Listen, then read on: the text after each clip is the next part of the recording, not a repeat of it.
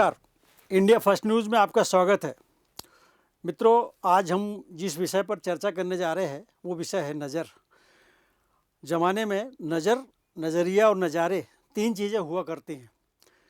नज़र वो है, नज़र को नज़र से देखें तो नज़र का नज़रिया ही अलग हो जाता है। लेकिन आज हम जिस दृष्टिकोण से नज़र पर बात कर रहे हैं वह दृष्टिकोण है हमारे ज्योतिष से जुड़ा हुआ है, हमारे तंत्र मंत्र से जुड़ा हुआ है, हमारे आध्यात्म से जुड़ा हुआ है।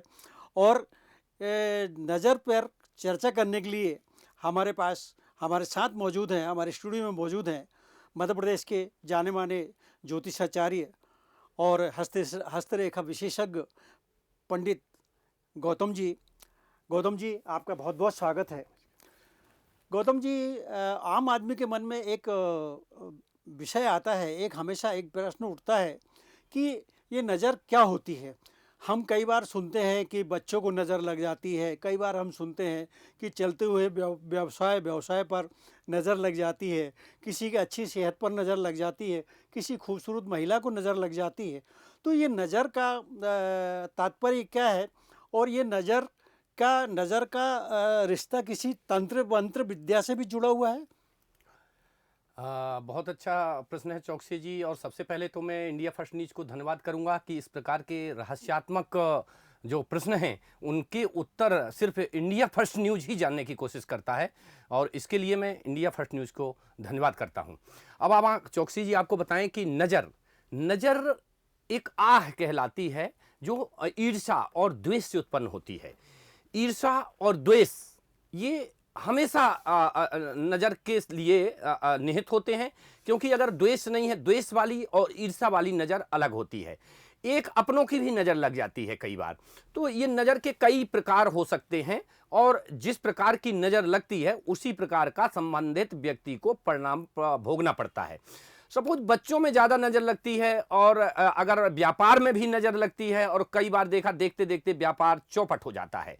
बच्चे में जब नज़र लगती है तो देखते हैं कि बच्चे को सभी प्रकार की दवाइयां देने के बावजूद भी किसी भी प्रकार की कोई दवाई सूट नहीं करती है। फलस्वरूप हम गाय की पूंछ ही घुमा देते हैं और उसकी नज़र उतर जाती है और बच्चा ठीक हो जाता है, जबकि वो 3 दिन से दवाइयों में ठीक नहीं होता है, और गाय की पूंछ घुमाने से ही नज़र दोष उसका दूर हो जाता है। तो ऐसा नहीं, ये प्रत्यक्ष है। आप देखिए, भगवान श्री कृष्ण जी को जब नज़र लगती थी तो माता यशोदा जी गाय की पूंछ घुमा देती थी और नज़र दूर हो जाती थी।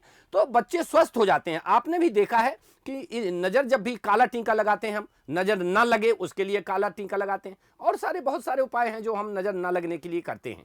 लेकिन ये सिद्ध है कि नज़र लगती है, और इंसानों की नज़र लगती है, इंसानों में नज़र लगती है, व्यापार में भी नज़र लगती है, आपके रोजगार में भी नज़र लगती है, आपके स्वास्थ्य और आपके धन ऐश्वर्य को भी प्रभावित करने वाली नज़र होती है। तो इस प्रकार से कई प्रकार की नज़रें होती हैं। गौतम जी, जैसा कि आपने अभी कहा कि भगवान श्री कृष्ण को उनकी माताजी गाय की पूंछ घुमाकर एक उसकी नज़र उतार दिया करते थे। लेकिन मेरा प्रश्न यह है गौतम जी कि भगवान कृष्ण तो अवतारी पुरुष थे।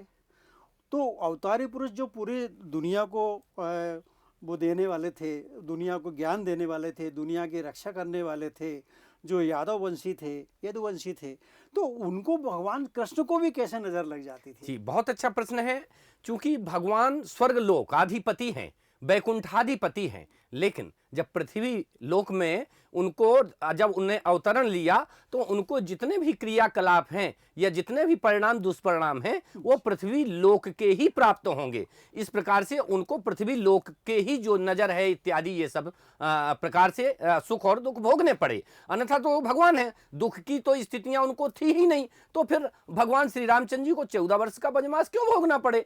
तो ये तो सब एक भाग्य वाली बात होती है, दुर्भाग्य वाली बात होती है। लेकिन नजर इसके विपरीत होती है, सभी को लगती है नजर, चाहे वो साधु संत हो, चाहे वो पशु पक्षी प्राणी कोई भी हो, उसको नजर लगती है। और यहां तक कि धन यश कीर्ति और व्यापार में भी नजर लगती है।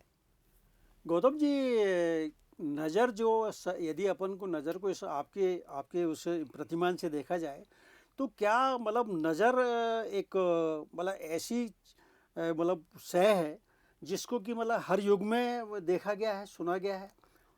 जी, बहुत अच्छा प्रश्न है ये। नजर, और इसको मूठकरणी भी बोलते हैं। नजर कई कई बार कुछ पद्धतियों से मंत्र शक्ति के द्वारा संबंधित व्यक्ति को टारगेट बना करके भेजी जाती है। उसको मुठकरनी बोलते हैं, मारक विद्या बोलते हैं, वशीकरण बोलते हैं, उच्चाटन बोलते हैं, मारण बोलते हैं, मोहन बोलते हैं। ये उसी से एक प्रतिपादित अलग अलग विद्याएं हैं। लेकिन जब हम किसी का नुकसान करते हैं या नुकसान की स्थितियां कोई तांत्रिक या कोई अन्य तंत्र क्षेत्र से संबंधित जो कर्मकांड करके करता है, तो वो टारगेट बना के करता है। तो वैसे में उसको नजर ही प्रकार की एक प्रकार की नजर लग जाती है। चाहे उसके कारोबार में अगर वो टारगेट करेगा तो कारोबार में नजर लग जाएगी, उसके ऊपर टारगेट करेगा तो उसको नजर लग जाएगी, फलस्वरूप उसका स्वास्थ्य खराब हो जाएगा, कहीं एक्सीडेंट हो जाएगा, कहीं ऑपरेशन पूर्ण स्थितियां बन जाएंगी, अनेक प्रकार से उसको कष्ट भोगना पड़ेगा। और जब तक वो नजर से निवृत्त नहीं हो जाता है और वो जब तक वो नजर उसकी नहीं झड़ जाती है, तब तक वो कोई भी डॉक्टर या दवा उसके ऊपर काम भी नहीं करती है। गौतम जी, सवाल ये है कि नज़र का वैज्ञानिक आधार क्या है? विज्ञान तो नज़र को कुछ मानता नहीं, साइंस कहता है कि नज़र कोई चीज़ नहीं होती है, तो इसका वैज्ञानिक आधार क्या है? देखिए, साइंस एक अपना अलग काम करती है, लेकिन ये सनातन धर्म है, यहाँ पर साइंस का कोई महत्व नहीं है, क्योंकि हम देखते हैं कि सनातन धर्म से ही साइंस प्रकट हुआ है, वेद से ही विज्ञान की उत्पत्ति हुई है। तो हम साइंस हमारे अप्रूव्ड क्या कर सकता है? साइंस को हम प्रूव्ड करते हैं। हमने जो चीज बताई उसको साइंस ने बनाया और उसको उसने प्रूव्ड किया, ना कि साइंस की चीजों को हम प्रूव्ड करें। नहीं, हमारी चीजों को साइंस सिर्फ प्रूव्ड कर रहा है। तो हमारे शास्त्रों में, वेदों में और जो भी हमारे पुराण हैं, इन सब में नजर से संबंधित आख्यान दिए हुए हैं, नजर झाड़ने के आख्यान दिए हुए हैं, अलग अलग नजर को कैसे कमजोर करना है, इनके भी आख्यान दिए हुए हैं। और अगर देखा जाए वैज्ञानिक दृष्टि से, तो आप देख लीजिए कि बच्चा जब बच्चे की नजर उसकी मां झाड़ देती है या काला टीका लगा देती है, या नजर झाड़ने के गांव में और भी प्रचलित तरीके होते हैं, जैसे तेल डाल करके और बत्ती डाल करके। बचपन में आपको याद होगा, माता पिता ऐसे डाल करके और भुर भुर भुर भुर करके तेल गिरता था, बच्चा उसको देखता था, उसकी नजर झड़ जाती थी। हंसिया इत्यादि घुमा करके मंत्र पढ़ के, जो सावर मंत्र इत्यादि हैं, इन मंत्रों को जागृत स्थान पर जो सिद्ध पुरुष करता था, उससे नजर झक जाती थी।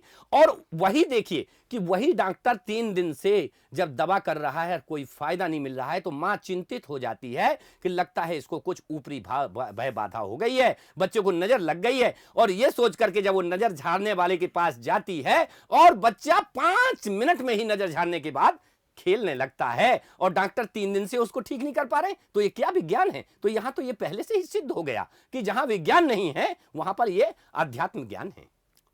गौतम जी, हिंदू धर्म में तो नज़र को माना जाता है कि उसको किसी भी ढंग से लिया जाता है कि ये तंत्र किया हुआ है, ये जादू टोना किया हुआ है, मुठकरनी जैसा आपने कहा। लेकिन क्या इस्लाम में और ईसाईयत में भी इस नज़र को कोई माना जाता है? दरअसल नजर शब्द ही इस्लाम ही है। इसकी जो नजर अपन बोल रहे हैं, इस्लामिक शब्द है ये। तो ये मैंने आपको जैसे जानकारी दी कि ये सनातन, ये कोई ये देखता थोड़ी है कि ये इस धर्म का व्यक्ति है तो इसको नजर नहीं लगेगी, ये इस धर्म के व्यक्ति का कारोबार है तो इस व्यक्ति के धर्म के कारोबार व्यक्ति को नजर नहीं लगेगी।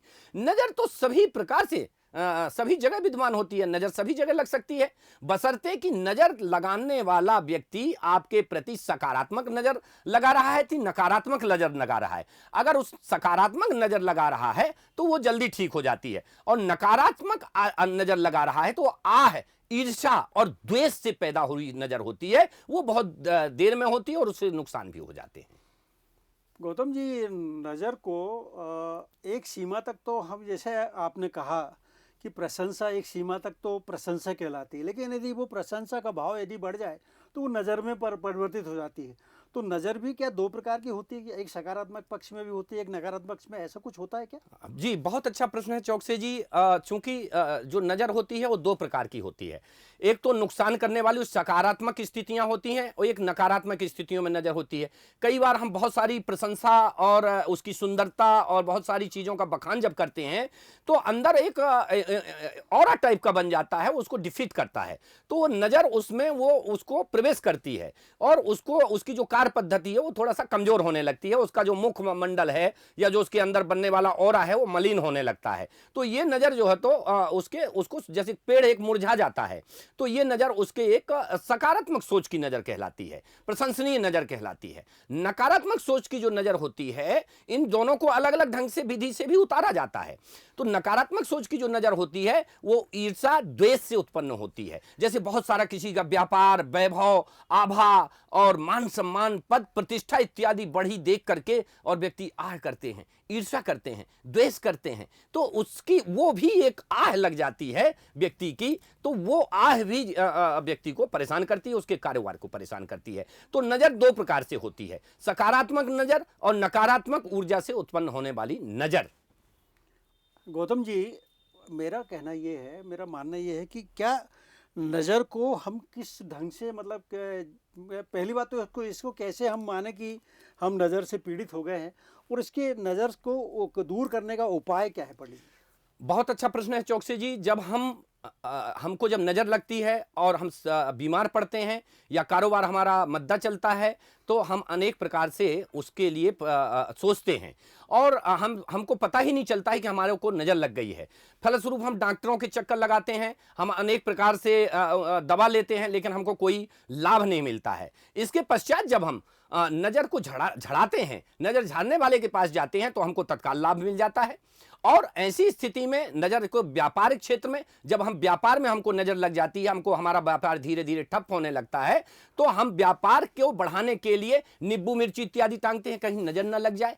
आप सोचिए कि किसान वर्ग जो खेत है ना, खेत में नज़र ना लगे, हमारी फसल को नज़र ना लगे, उसके लिए डिठोरा लगाते हैं, बीच में एक डिठोरा गड़ाते हैं, उसको कई प्रकार से पोतते हैं, लीपते हैं और उस डिठोरा तैयार करते हैं। नींबू मिर्ची दुकानदार बांधते हैं। घरों में भी नज़र झाड़ने के लिए कई प्रकार के मंत्र हैं। तो ये तो मंत्र शक्ति है जो कोई भी सिद्धि पुरुष, चाहे वो साधना रथ हो, सिद्धिरथ पुरुष हो या आध्यात्मिक पुरुष, जिसको मंत्र सिद्धि है, दीक्षा मंत्र की सिद्धि है, वो ऐसे अपने मंत्र सिद्धि के द्वारा अभिमंत्रित करते, गंडा है, ताबीज है, रक्षा कवच है, पावरफुल बना के, उसके भी पावर होते हैं, कोई 1000 का पावर है, कोई 1 लाख पावर रखता है। तो ऐसे पावरफुल रक्षा, गंडा, ताबीज इत्यादि से संबंधित जो सिंदूर है, टीका है, कलावा है, कज्जल है इत्यादि वो तैयार करता है अपनी मंत्र शक्ति से और उसको आमंत्रित करता है। गली का कंकड़ उठा करके कोई सिद्ध पुरुष उठा करके और आमंत्रित करके दे देता है और वो आस्था के साथ धारण कर लेता है। तो अमूल है। पुखराज, हीरे, मोती, पन्ना इत्यादि भी वो धारण ना करे और गली का उठा करके कंकड़ जो दिया हुआ है किसी सिद्ध पुरुष के द्वारा, वो अगर धारण किए है तो उसकी लाखों कीमत है और उससे ज्यादा वो काम कर रहा है। गली की धूल भभूत बन जाती है क्योंकि उसमें मंत्र शक्ति होती है। तो साधनारत व्यक्ति और जो सिद्ध साधनारत मंत्र शक्ति है जिसके पास, वो उन वस्तुओं में मंत्र शक्ति डालता है, कलावे में मंत्र शक्ति डालता है, ताबीज में मंत्र शक्ति डालता है। इस प्रकार से उसका बंधेज करता है कि भविष्य में ये अगर रक्षा सूत्र धारण किए है, इसको नजर नहीं लग सकती, इसकी प्रॉपर्टी में नजर नहीं लग सकती, इसके परिवार में नजर नहीं लग सकती। तो इस प्रकार से हमारी जो स्थितियां हैं हमारे शास्त्रों में, तंत्र क्षेत्र में, मंत्र क्षेत्र में जो मंत्र जागृत करके, और यंत्र क्षेत्र में, तो यंत्र तो एक ताबीज का इत्यादि का काम करती है जो हम गले में धारण करते हैं, वो मंत्र सिद्धि के द्वारा चलती है। जैसे हम कलावा है हाथ में बांधते हैं, वो भी मंत्र, आप बाहर से कलावा ले आइए, बांध लीजिए, उसमें कोई तत्व नहीं है। लेकिन जब आप किसी ब्राह्मण पंडित से या शक्ति वाले पंडित से, सिद्धि शक्ति वाले पंडित से जब आप कलावा बंधवाएंगे हाथ में, तो उसमें मंत्र शक्ति उत्पन्न हो जाती है, उसमें वो 1000 गुना उस रस्सी का, उस धागे का महत्व बढ़ जाता है। तो जब कोई सिद्ध पुरुष कोई कंकड़ देता है तो निश्चित तौर पर उसका प्रभाव, वो कंकड़ जो है तो बहुमूल्य रत्न के समान हो जाता है। तो ऐसे में देखा जाए कि हमारे शास्त्रों में कई प्रकार से नजर झाड़ने के मंत्र भी उपलब्ध हैं, कई प्रकार से यंत्र भी उपलब्ध हैं जो यंत्र बना करके घरों में स्थापित किए जाते हैं, और कई तांत्रिक क्रियाएं भी हैं जो यांत्रिक क्रियाएं भी हैं जो यंत्र के द्वारा हम करते हैं। और इस प्रकार से यंत्र, मंत्र और तंत्र, ये तीनों प्रकार की प्रक्रियाएं नजर को दूर भगाने में सहायक होती हैं। मित्रों, नज़र के ऊपर धार्मिक और वैज्ञानिक तथ्य पर रखते हुए पंडित विनोद गौतम जी ने बहुत अच्छी सारगर्भित हमसे चर्चा की। उनका स्टूडियो में पधारने के लिए बहुत बहुत धन्यवाद। मित्रों नमस्कार, मिलेंगे शेष किसी अगले कार्यक्रम में। देखते रहिए इंडिया फर्स्ट न्यूज।